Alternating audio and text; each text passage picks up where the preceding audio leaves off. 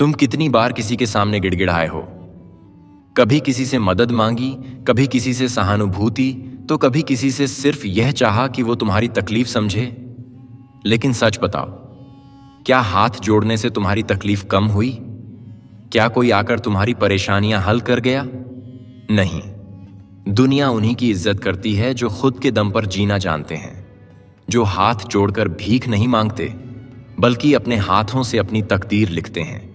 आज मैं तुम्हें भगवान बुद्ध की एक ऐसी कहानी सुनाने जा रहा हूं जो तुम्हें यह समझाएगी कि अगर अपनी जिंदगी बदलनी है तो हाथ जोड़ना बंद करो और अपने कर्म पर भरोसा रखो। बुद्ध और रोते हुए आदमी की कहानी। एक दिन एक आदमी भगवान बुद्ध के पास आया। उसकी आंखों में आंसू थे, चेहरा निराशा से भरा हुआ था। वह बुद्ध के चरणों में गिर पड़ा और बोला, महात्मा, मेरी जिंदगी में बहुत दुख है।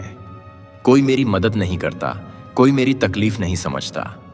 मैं हर किसी के सामने हाथ जोड़ता हूं, लेकिन कोई मेरी सुनने को तैयार नहीं। बुद्ध ने उसे देखा, लेकिन कुछ नहीं बोले। आदमी बोला, महात्मा, मैं आपका शिष्य बनना चाहता हूं। कृपया मुझे ज्ञान दें ताकि मेरी परेशानियां खत्म हो जाएं। बुद्ध ने फिर भी कुछ नहीं कहा।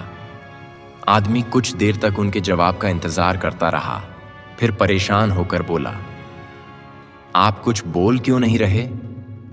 बुद्ध मुस्कुराए और बोले, अगर मैं भी तेरी तरह हाथ जोड़कर किसी से मदद मांगता तो क्या आज मैं यहां होता?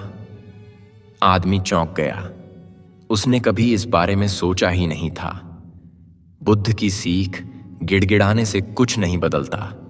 बुद्ध ने कहा, जब तुम दूसरों के सामने गिड़गिड़ाते हो तो तुम यह दिखाते हो कि तुम्हें खुद पर भरोसा नहीं है। जो इंसान अपनी शक्ति नहीं पहचानता उसकी कोई मदद नहीं कर सकता। उन्होंने आगे कहा, अगर तुम सच में बदलाव चाहते हो तो पहला कदम यह है कि हाथ जोड़ना बंद करो और अपने पैरों पर खड़े होना सीखो। आदमी ने पूछा, लेकिन महात्मा, अगर कोई मुसीबत में हो तो क्या उसे मदद नहीं मांगनी चाहिए? बुद्ध बोले, मदद मांगना गलत नहीं है, लेकिन हर वक्त दूसरों पर निर्भर रहना गलत है। अगर तुम बार बार दूसरों से सहानुभूति मांगोगे तो लोग तुम्हें कमजोर समझेंगे। राजा और भिखारी की कहानी। बुद्ध ने फिर एक कहानी सुनाई। एक बार एक राजा अपने महल की बालकनी से बाहर देख रहा था। उसने सड़क पर एक भिखारी को देखा जो हर आने जाने वाले के सामने हाथ फैलाए खड़ा था। राजा को उस पर दया आई। उसने अपने मंत्री को बुलाया और कहा, जाओ और उस भिखारी को महल में बुलाकर उसे कुछ सोने के सिक्के दे दो।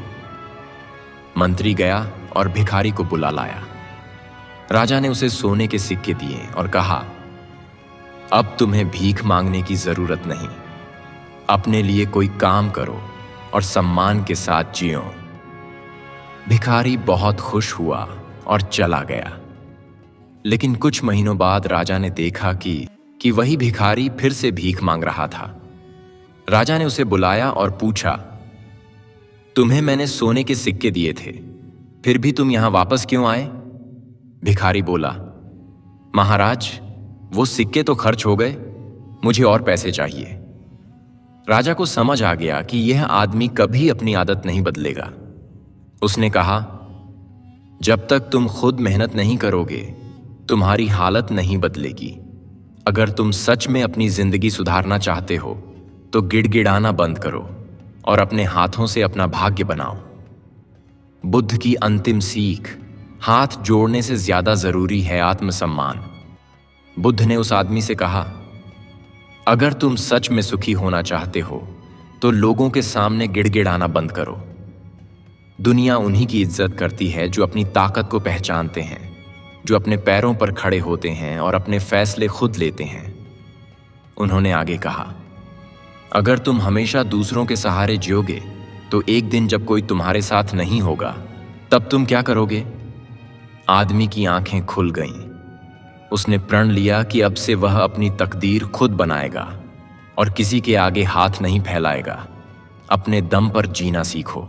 यह कहानी सिर्फ उस आदमी की नहीं बल्कि हम सबकी है। कई बार हम भी दूसरों की सहानुभूति पाने के लिए गिड़गिड़ाते हैं।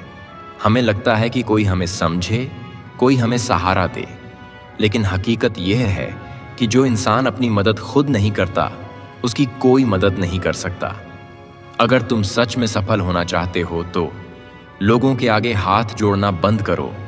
दूसरों की सहानुभूति पाने की जगह खुद को मजबूत बनाओ। अपनी जिम्मेदारी खुद लो और अपनी तकदीर खुद लिखो। याद रखना, हाथ जोड़ने से किस्मत नहीं बदलती, अपने हाथों से मेहनत करने से बदलती है।